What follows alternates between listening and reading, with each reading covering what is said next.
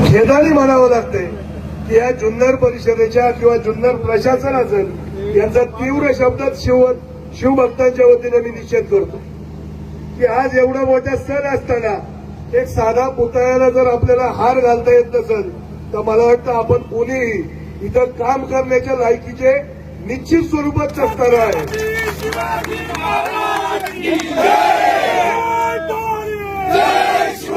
आणि जर आपल्याला कोणाला हे जमत नसेल तर निश्चित स्वरूपात आम्हाला सांगा. सर्व शिवभक्तांच्या वतीने संपूर्ण जुन्नर तालुक्यातल्या शिवभक्तांच्या वतीने इथं रोजच्या रोज हार घालण्याची व्यवस्था आम्ही निश्चित स्वरूपात करतो.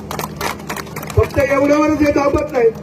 सकाळी 10 वाजता जेव्हा पालखी गालगाडावून खाली येते त्यानंतर तिला कुलूप लावलं जातं. कसली घाई आहे प्रशासनाला. जर हे करणार नसाल तर मला वाटतं याच्यावर निश्चित स्वरूपात काहीतरी निर्णय घेऊन शिवभक्तांच्या वतीने मी तुम्हाला जाहीर सूचना देतो. जाहीर तुम्हाला एक गोष्ट सांगू इच्छितो. तुमच्या ज्यांनी होणार नसेल तर तुमची पदं सोडून द्या. फक्त लोकप्रतिनिधीच नाही तर इथं कायद्याचे सगळे लोक इथं उपस्थित असतात. जुन्नर हे तुमचं तालुक्याचं गाव आहे, तालुक्याचं ठिकाण आहे. आणि असं असताना सुद्धा जर हे जाणीवपूर्वक प्रशासन करतंय की काय याची नोंद आपल्याला सगळ्यांना घ्यावी लागेल.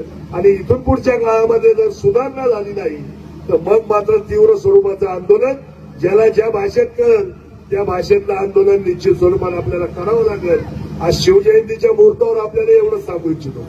मनापासून शिवजयंतीच्या आपल्याला सगळ्यांना शुभेच्छा देत असताना नारायणगाव नगरीमध्ये संध्याकाळी बानगोडे पाटलांचं व्याख्यान आयोजित आपण केलं आहे. तर शिवविचार हे सातत्याने दरवर्षी वेगवेगळ्या पद्धतीने आज आपल्या तरुणांवर हे शिवविचार आपण बानगोडे सर आपल्याला देणार आहेत.